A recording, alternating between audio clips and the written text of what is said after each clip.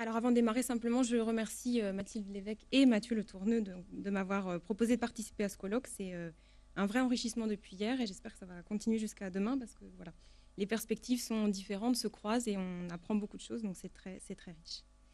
Je vous propose, moi, de m'intéresser à la littérature de jeunesse numérique pour les jeunes enfants. Alors, je n'avais pas prévu de le préciser, mais c'est vrai que depuis hier, on a entendu un certain nombre de communications qui concernaient aussi beaucoup la littérature pour adolescents. C'est un domaine que je ne connais pas du tout, donc je ne sais pas si mes remarques, mes commentaires vont pouvoir s'y appliquer, et ce sera peut-être d'ailleurs un espace qu'on pourra explorer au moment des questions à la fin. Voilà, donc là, c'est vraiment plutôt ciblé enfance et petite enfance.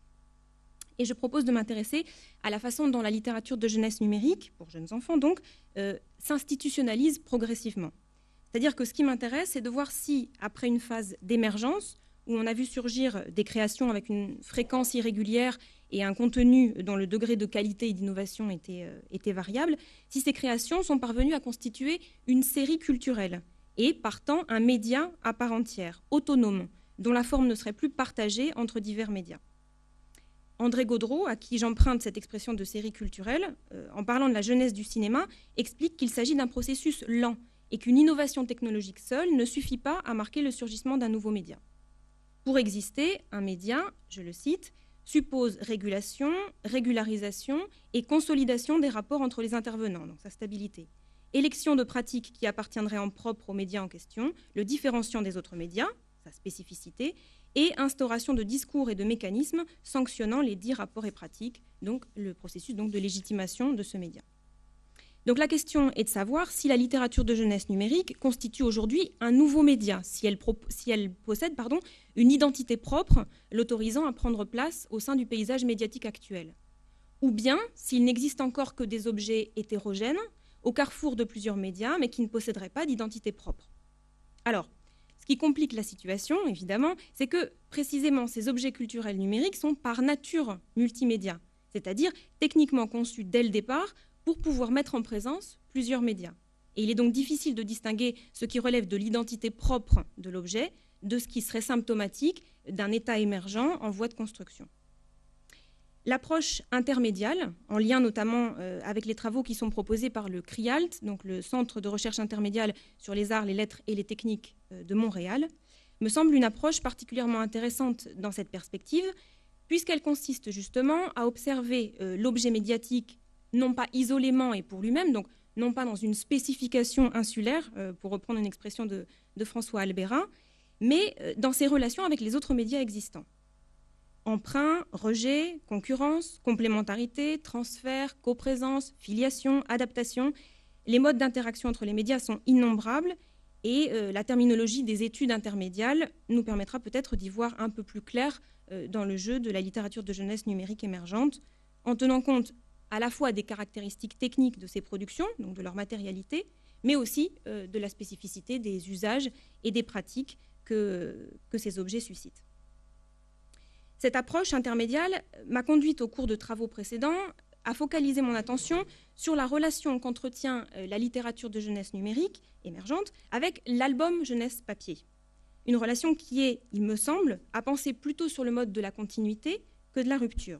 Alors, ça ne signifie pas, bien entendu, que la littérature de jeunesse numérique se nourrirait exclusivement de ce média, et il ne s'agit pas non plus de tomber dans un discours qui consisterait à dire que dans sa migration d'un média à un autre, le contenu littéraire ne se modifierait pas. Il me semble plutôt, au contraire, que par le biais de l'approche intermédiale, on peut, d'une part, déjouer l'illusion d'une transparence des médias, c'est-à-dire penser que l'adaptation d'un récit d'un média à un autre ne changerait rien à sa nature, donc déjouer cette illusion de transparence d'une part, et d'autre part, nuancer le clivage technologique entre édition papier et édition numérique, pour essayer de penser de façon plus complexe et, j'espère, plus féconde ces interactions. Alors, pour commencer cette vaste enquête, il m'a semblé intéressant dans un premier temps de procéder à une étude sémantique pour repérer comment sont identifiés les objets culturels numériques. Et c'est les tout premiers résultats de ce début de travail que je vais vous soumettre aujourd'hui.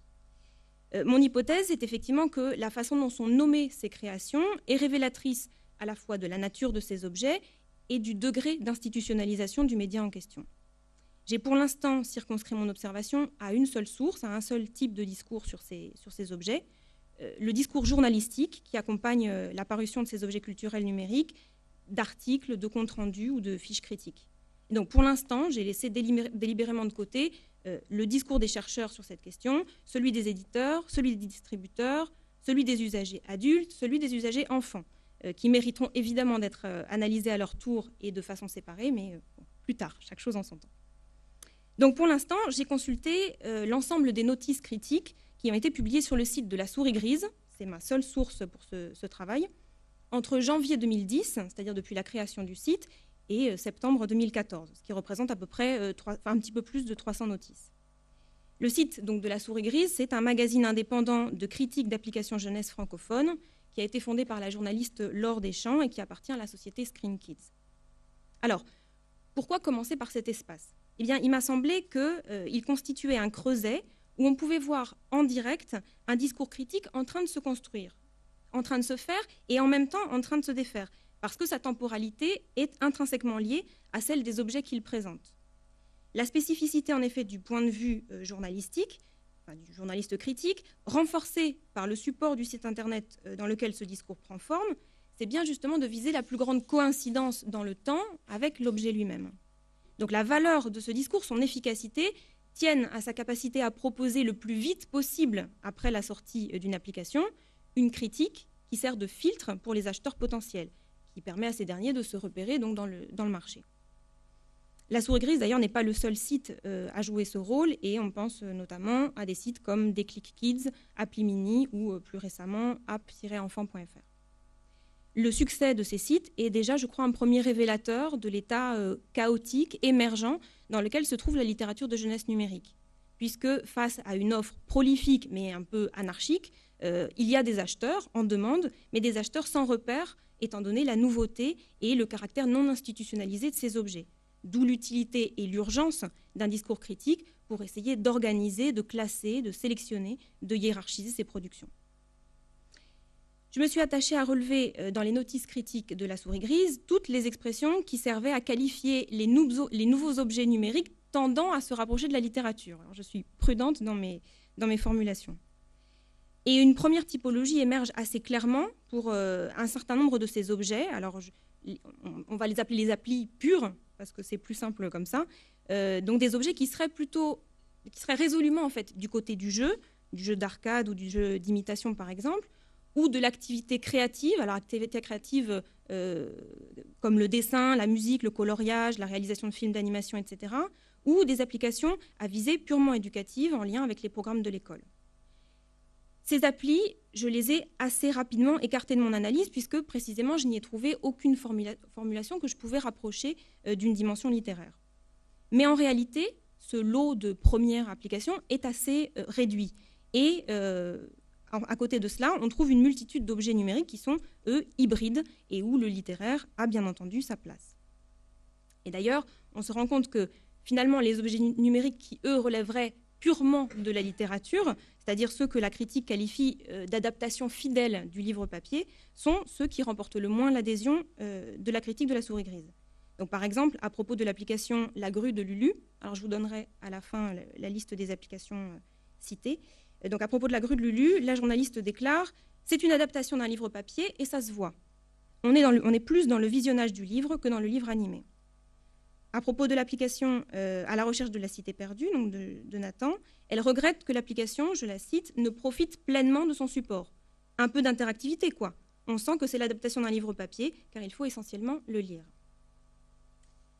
Et à côté de ces objets apparaissent évidemment des objets hybrides qui relèvent de la littérature, mais pas seulement, puisque la dimension ludique, créative, éducative est souvent également présente.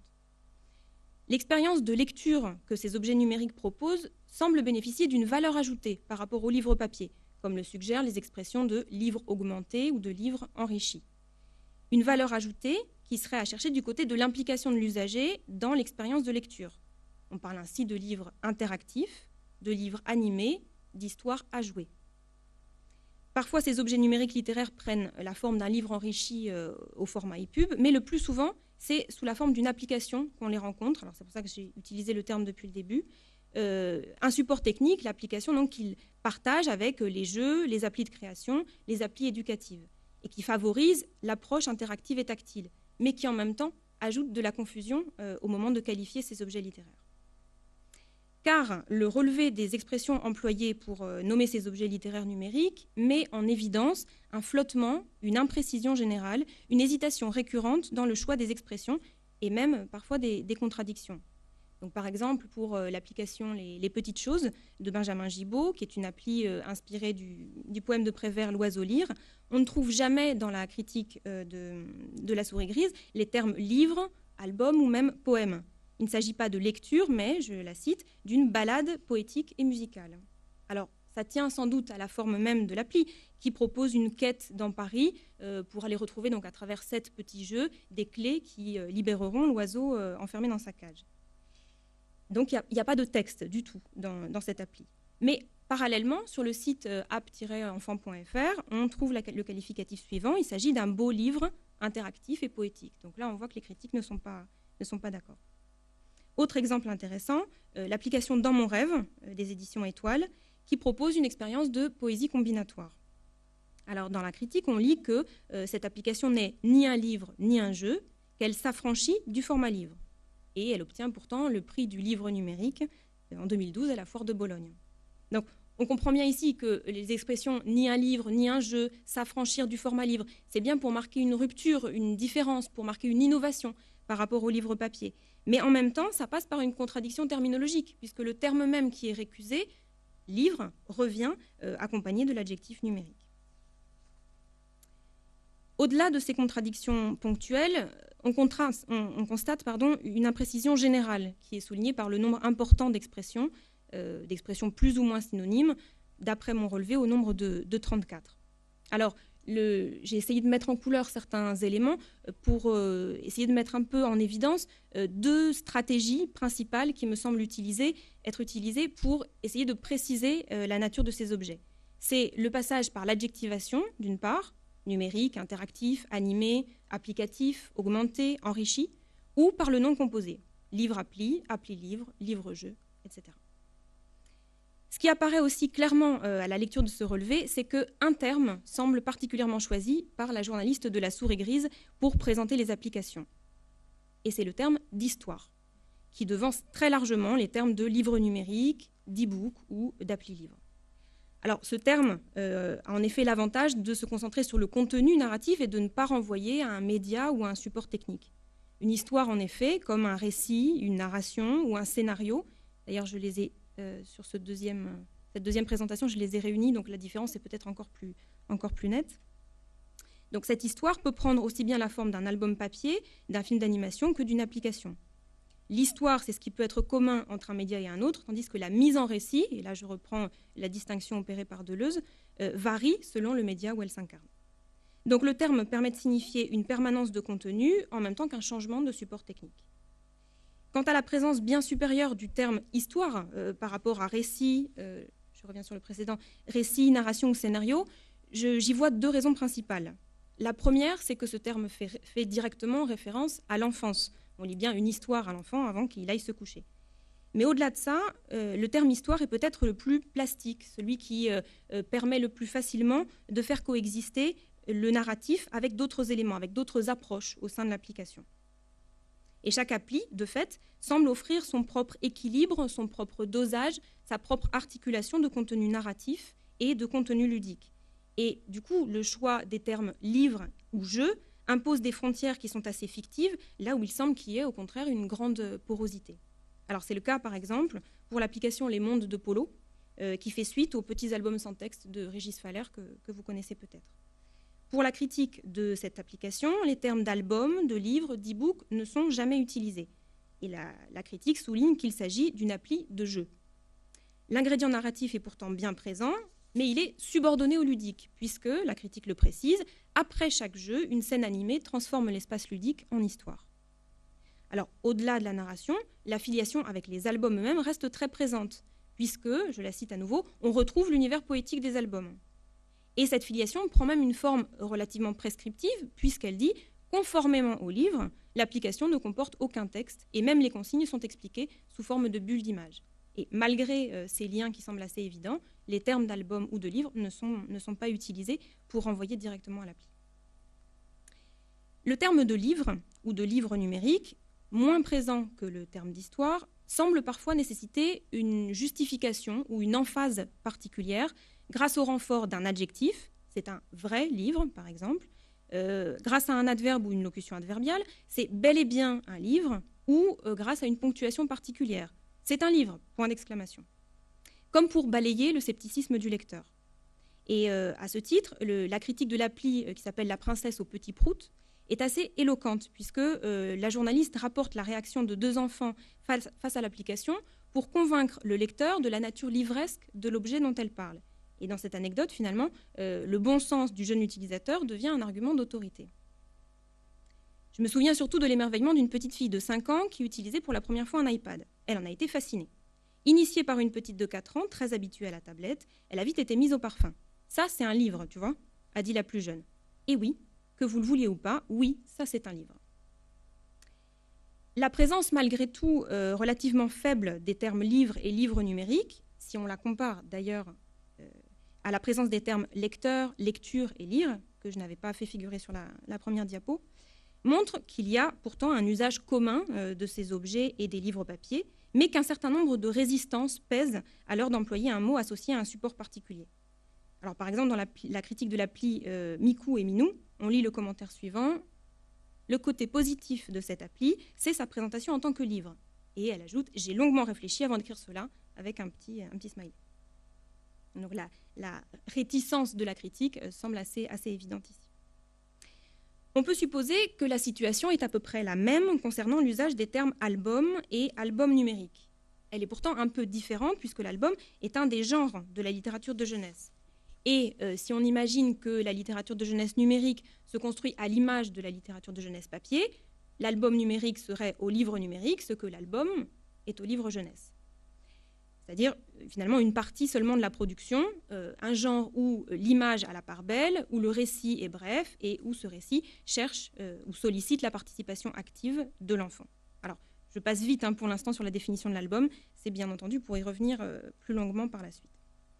Mais c'est ici que les choses se compliquent, parce que précisément ces 3 caractéristiques, à savoir l'image, ou peut-être plus que l'image, la logique visuelle ou la construction visuelle, donc logique visuelle, brièveté du récit, interactivité, ces 3 caractéristiques, l'album les partage avec le support numérique tactile.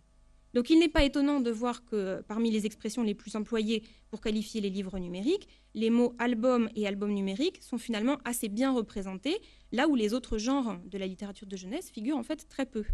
J'ai trouvé 4 occurrences sur les imagiers, 4 occurrences sur la BD et 2 occurrences sur la poésie, que du coup j'ai fait figurer dans les autres parce que c'était vraiment très, très peu de choses. Alors, pour ceux qui sont attentifs, vous verrez que le conte, lui, est assez bien représenté. C'est vrai, mais le conte a un statut particulier parce que, plus qu'un genre de la littérature de jeunesse, c'est une catégorie transgénérique qui se définit justement par sa capacité à s'adapter et à se déployer sur différents supports en de multiples versions. Et de ce point de vue, je crois que le conte est finalement plus proche de l'histoire que de l'album. Pour en revenir à l'album, donc, du fait du support même sur lequel se développe la littérature numérique pour la jeunesse, en fait, le terme semble être utilisé comme un synonyme du livre et non comme une catégorie spécifique, ce qui conduit donc, je crois, à une première réorganisation du paysage éditorial par rapport à l'édition papier. Mais, comme le terme livre, le terme d'album semble se heurter à certaines résistances et donner lieu à certaines affirmations contradictoires. On constate en général que le terme est utilisé très, très facilement, sans difficulté, sans réticence, lorsque l'objet numérique constitue l'adaptation, la version numérique d'un album papier. A l'inverse, le lien avec l'ouvrage d'origine se rompt pourtant, et donc on ne voit plus apparaître les termes de livre ou d'album, lorsque l'application ne propose pas une narration, mais uniquement des jeux en lien avec le récit d'origine, ou si elle prend la forme d'une application de création. Par exemple, dans la critique de l'appli « Ma petite fabrique à histoire », donc qui est une appli qui propose une démarche littéraire combinatoire, la critique de cette appli, Ma petite fabrique à histoire, ne mentionne jamais les termes de livre ou d'album, alors que c'est pourtant l'adaptation numérique fidèle d'un album de Bruno Gibert. Et de façon plus générale, on constate que lorsqu'il n'y a rien à lire, le terme de livre ou d'album ne sont pas employés pour qualifier l'application, même si au départ, il y avait un album papier. Donc c'est le cas par exemple pour l'appli Stella et Sacha, adaptation d'un album québécois, où on trouve le commentaire suivant. Il ne s'agit pas ici de livre numérique, le texte ayant totalement disparu, mais d'histoire, on le retrouve, mêlant habilement séquences animées et activités ludiques. Autre exemple intéressant, c'est le cas aussi pour la notice critique de Lil Red, qui est l'adaptation musicale sans texte, magnifique, je vous la conseille, du conte du Petit Chaperon Rouge. Donc ça supposerait qu'un livre comporterait forcément du texte, et qu'en l'absence de ce dernier, la dimension livresque de l'application disparaît. C'est une affirmation qui est assez étonnante dans le domaine de la littérature de jeunesse, où l'album sans texte s'est imposé depuis les années 80 et son statut de livre ne fait plus débat. Et d'ailleurs, dans l'application Lil Red, le commentaire de la journaliste sur l'usage de cette application la rapproche complètement d'une lecture d'album sans texte. Donc elle dit « il n'y a pas d'écrit ». Ceci dit, les animations racontent en détail l'histoire et vous trouverez sans difficulté l'inspiration pour faire les voix des personnages avec vos enfants. Et le récit est évidemment sous-jacent, même s'il n'y a pas de texte. Alors, en élargissant un peu ce constat, en fait, on remarque que l'état d'émergence de la littérature de jeunesse numérique conduit les journalistes critiques dans cet effort pour rationaliser, pour organiser un réel assez chaotique, à faire preuve finalement d'un certain conservatisme en matière de critique littéraire, à recloisonner ce qui était parvenu à s'affranchir des catégories. Et par exemple, dans la critique de Mikou et Minou, on peut lire le commentaire suivant. Contrairement à de multiples histoires lisibles sur smartphone, celle-ci est présentée comme un livre papier, d'un côté une image, de l'autre un texte. Alors, la définition du livre papier jeunesse apparaît ici bien réductrice et bien dépassée au regard de la diversité et de la liberté de mise en page de l'album contemporain. Pour finir ce premier balayage, je voudrais revenir sur les noms composés, sur ces expressions aussi composées d'un substantif et d'un adjectif. Leur présence importante, les combinaisons multiples relevées dans les notices, tiennent sans doute, donc, je l'ai dit, à l'état en cours de constitution non arrêté de la littérature de jeunesse numérique. Et c'est certainement aussi parce que ces objets, par nature, sont en capacité de convoquer plusieurs médias en un seul. On peut aussi les rapprocher, dans les notices, des fréquents recours à la comparaison avec d'autres médias pour définir l'objet ou son usage. Alors, pour vous donner juste quelques exemples qui font référence à des médias différents, l'appli Moi j'attends, alors je cite la critique, se regarde ainsi comme un petit film d'animation. Tandis que l'appli Zo pour enfants, je cite, tient tous les rôles à la fois, jeux, albums, séquences animées, BD jeunesse. L'inspiration est aussi du côté du spectacle vivant, puisque l'appli La souris qui voulait croquer la lune se présente, je cite, comme une petite comédie musicale. Et que Le marchand de sable, autre application, s'inspire des techniques du théâtre. Le vocabulaire descriptif qui est employé révèle là encore que l'on commente ces objets à partir de catégories médiatiques instituées en fonctionnant par emprunt. On parle ainsi de pages, évidemment, de scènes, de tableaux, de mise en scène, de scénarios, de planches, etc. Et c'est cette caractéristique de la littérature de jeunesse numérique qui a particulièrement retenu mon attention, parce que c'est un aspect qui s'inscrit en totale continuité avec l'album papier. Et il n'est pas du tout sûr que l'institutionnalisation progressive de ce média numérique conduise à cesser ces emprunts terminologiques à d'autres formes médiatiques. L'album, et cette fois-ci je reviens un petit peu à l'album papier, l'album en effet n'a pas attendu l'apparition du livre numérique pour s'adapter aux mutations de son lectorat et pour prendre en compte notamment le développement de ses aptitudes dans la lecture d'images. En tant qu'espace d'innovation ouvert aux évolutions du paysage médiatique, la meilleure définition de l'album serait peut-être son caractère intermédial, c'est-à-dire sa capacité à intégrer des dispositifs de représentation et de communication hétérogènes, propres à d'autres pratiques médiatiques comme le théâtre, le cinéma, la BD, la sculpture, le design, etc. Et en cela, mon approche s'éloigne peut-être un peu de celle qui a été proposée par le CRIALT, qui ne considère pas l'intermédialité comme la propriété d'un objet, mais comme une approche, une façon critique d'approcher l'objet. Sauf que ce que met en évidence l'approche intermédiale de l'album jeunesse, ce n'est pas seulement que l'album est un objet multimédia au sens premier du terme, c'est son caractère profondément intermédial, parce que c'est justement par ce trait-là qu'il se définit. En effet, définir l'album par les relations qu'il tisse avec les autres médias, plutôt que d'essayer de circonscrire sa nature, ça permet de dépasser un obstacle que les travaux critiques sur l'album, et Sophie van der Linden en particulier, ont mis en avant. Et je voulais revenir sur la conclusion de Lire l'album, qui précise que ce type de livre échappe à toute tentative de fixation de ses règles de fonctionnement. Sa diversité et sa souplesse contrarient souvent les tentatives de modélisation de ses principes et impliquent une constante mise à jour des certitudes. Toute grille, tout schéma préétabli se révèle vain, car en dernier lieu, l'album invente sa critique. Et elle ajoute d'ailleurs ensuite qu'une approche décloisonnante serait sans doute la plus appropriée pour analyser ces objets. Et on voit apparaître donc, dans son ouvrage publié à l'automne dernier des entrées comme théâtralité, cinéma ou hybridité. Alors, je reviens un instant sur l'objet album lui-même. Destiné initialement à un très jeune lectorat ne maîtrisant pas encore le langage dans toute sa complexité, il met de ce fait en place des stratégies de communication multimodales qui visent à optimiser la communication avec le jeune lecteur. Il abandonne donc la logique discursive au profit d'une logique visuelle, à laquelle d'ailleurs le texte se soumet sans difficulté puisqu'il se spectacularise dans la page. Et l'album propose donc des dispositifs de lecture polysensorielle qui combinent notamment la lecture haptique, je préfère ce terme-là plutôt que le terme de tactile dans le contexte, donc qui combine la lecture haptique à la lecture visuelle, canalisant ainsi le geste et l'énergie motrice de l'enfant pour les orienter vers une énergie intellectuelle et imageante.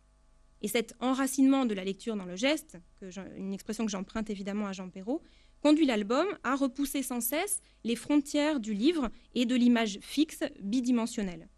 Plusieurs procédés techniques, toujours réinventés, permettent au mouvement d'entrer dans l'image, de déployer la page en 3 dimensions, d'intégrer du son, voire des parfums, de varier les textures, de questionner la reliure, etc., faisant de l'album un livre-objet interactif.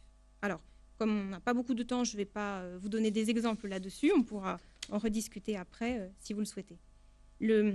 L'aspect sur lequel maintenant je voudrais m'arrêter, c'est sur le fait que cette circulation entre les médias numériques et l'album jeunesse est telle que l'album devient parfois un espace de mise en abîme explicite de leur relation, un espace en fait d'intermédialité réflexive. Et pour vous donner un exemple, je voudrais m'arrêter sur un album de Lane Smith qui s'appelle It's a Book, et qui met en scène la question de la permanence du livre papier face au numérique sous la forme d'un dialogue entre un âne et un singe. L'âne, archétype de la bêtise, un ordinateur portable sur les genoux, observe, perplexe, un singe qui, dans un fauteuil en face de lui, est plongé dans la lecture d'un livre. Cet objet l'intrigue, tout autant que l'usage que le singe en fait. Et ces nombreuses questions montrent qu'il ignore ce qu'est un livre et que le média de référence pour lui est forcément numérique. Do you blog with it? Where is your mouse? Can it text? Tweet? Wi-Fi? Does it need a password? Le singe répond à chaque fois avec un agacement croissant « It's a book ». Ce dialogue imaginaire appartient-il à un futur où le livre de papier serait devenu un objet rare? Le rapport de l'âne aux 2 supports médiatiques mis en scène révèle en tout cas d'abord sa difficulté à conceptualiser uniquement à travers le langage, sans l'aide de la vue, puisque le singe finit par lui montrer le livre. Et deuxièmement, sa difficulté à assimiler un texte long, puisque face à la page ouverte de L'île au trésor, l'âne est rebuté par la longueur du texte. Il dit « Too many letters, I'll fix it ». Et il le résume à grand renfort d'abréviations SMS et d'émoticônes. Pourtant, l'âne, qui continue de ne pas comprendre ce qui intéresse tant le singe dans cet objet qui ne sait pourtant rien faire, lorsqu'il arrache le livre des mains du singe, se plonge des heures durant, à son tour, dans le roman de Stevenson, évidemment. Alors ça, je vais le laisser de côté parce que sinon ce sera trop long. Je voulais m'arrêter simplement là sur une proposition d'Hervé Tullet que vous connaissez sans doute, qui a édité l'album Un livre et puis l'année suivante l'application Un jeu. Et dans les 2 cas, pour aller très vite, ce qu'il propose au lecteur, c'est finalement de prendre conscience du geste numérique, aussi bien à travers le livre qu'à travers l'application, de mettre à distance, de considérer ce geste numérique dans toute son étrangeté pour en faire autre chose qu'un geste fonctionnel. Donc on le voit bien, je crois, à travers ces quelques exemples, mais finalement il n'y en a pas beaucoup. Multimodalité, interactivité, intermédialité sont dans l'ADN même de l'album. Et en fait, on peut lire le passage au numérique comme finalement une des voies possibles explorées par l'album, une évolution naturelle mais non dénaturante de ce média. Et je crois que le fait d'envisager la littérature de jeunesse numérique sous cet angle permet de comprendre pourquoi le support technique qui a été choisi et plutôt que le livre homothétique, qui serait juste une numérisation du contenu, soit le livre enrichi, donc agrémenté de vidéos, de sons, etc., soit le plus fréquemment l'application, qui est le support qui permet véritablement une lecture tactile et interactive. Donc il s'agit maintenant de faire un premier bilan. Et là, c'est ma conclusion. Elle est un peu longue, ça va ? 2 minutes. D'accord. Donc je voudrais faire le bilan par rapport à ces premières remarques et essayer de répondre à la question initiale qui était de savoir si la littérature de jeunesse numérique constitue aujourd'hui un nouveau média, si elle a sa place au sein du paysage médiatique. L'analyse des notices critiques de la souris grise montre, il me semble, 2 choses. La première, c'est le fait que la littérature de jeunesse numérique est en voie d'institutionnalisation, mais que ce processus n'est pas achevé. Les créations hésitent encore sur le choix de leur support technique, donc le livre enrichi ou l'application. La terminologie reste imprécise, hybride, fortement liée aux médias qui préexistent. Quant au statut des auteurs, là aussi, il est extrêmement flou et ce serait un sujet d'étude à part entière. Pourtant, la littérature de jeunesse numérique se dote d'un environnement critique qui contribue activement à son institutionnalisation en permettant à chaque nouvelle création d'être évaluée au regard de certains critères.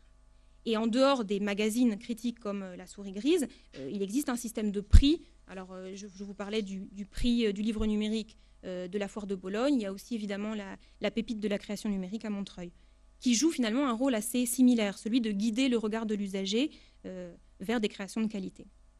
La deuxième chose qu'a fait apparaître cette étude sémantique, c'est que l'hybridité, l'identité plurielle, l'intermédialité sont inscrites dans la nature même de ce média émergent, héritier de l'album papier. Et peut-être que du coup, dans ces conditions, plutôt que de parler de l'émergence du livre numérique jeunesse, il serait plus intéressant de parler de l'émergence de l'album numérique jeunesse, le terme d'album remplaçant dans ce cadre-là le terme de livre.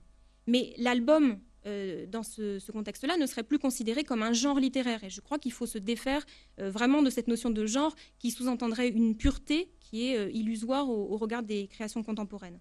Donc l'album plutôt comme le terme le plus capable de dire la spécificité de la littérature numérique destinée à la jeunesse. Et pour finir, cette fois-ci, promis, je m'arrêterai juste sur une expression qui est fréquemment utilisée dans les études intermédiales du CRIALT et qui est la notion de résistance médiatique. C'est pour revenir un peu sur cette question de la transparence illusoire des médias et de leur nécessaire opacité. Donc, la terminologie de... Oui, voilà. L'expression de résistance médiatique est fréquemment utilisée et elle est liée, et cette citation de Rémi Besson, je crois, la met bien en évidence, elle est liée à une forme d'hypermédialité, c'est-à-dire à une exhibition de la part des médias de leur propre nature et de leur propre relation avec les autres médias. Et je crois que c'est vraiment le point commun entre l'album papier et l'album numérique émergent, ce souhait, cette proposition d'exhiber la conscience de leur articulation aux autres médias dans leur contenu même. Pour des raisons différentes. L'album papier, parce que face à l'émergence de ces médias concurrents, il faut renouveler ses formes, et l'album numérique, parce que justement, il y a ce processus d'institutionnalisation. Mais je crois que tous les deux deviennent volontiers des contenus méta ou méta-médiaux, si on peut utiliser le terme. Et pour finir là-dessus, voilà, je vous donne simplement l'exemple de cette application, Le singe au chapeau, de Chris Houghton, qui montre bien que l'application jeunesse et l'album papier deviennent des espaces donc non seulement où on représente les autres médias, où on les questionne, mais aussi peut-être où on éduque aux différents médias. Puisque cette application, alors qui est fait suite à des albums papier proposés par Chris Houghton, propose aux jeunes utilisateurs alors d'interagir avec le singe en lui ouvrant la porte, en lui donnant des bananes, mais aussi de téléphoner au petit singe, de lui envoyer un SMS et à la fin de l'aider à tourner les pages de l'album qu'il lit dans son lit. Un album qui n'est autre évidemment qu'un des albums publiés par Chris Houghton. Et je crois que là, dans cet exercice-là, l'utilisateur de l'appli, qui est à la fois du côté de la création, il est auteur, c'est lui qui téléphone au singe, c'est lui qui envoie un SMS, c'est lui qui tourne les pages, est aussi, par identification avec ce petit singe, le récepteur de ces pratiques médiatiques. Et on parlait hier des supports qui permettent de jouer à l'école. Ici, je crois que c'est la proposition qui est faite, c'est de jouer aux médias, de jouer à la communication, et que finalement l'appli devient dans ce contexte une certaine fabrique du lecteur, une fabrique de l'usager des médias. Voilà. Merci et désolé pour... Merci beaucoup.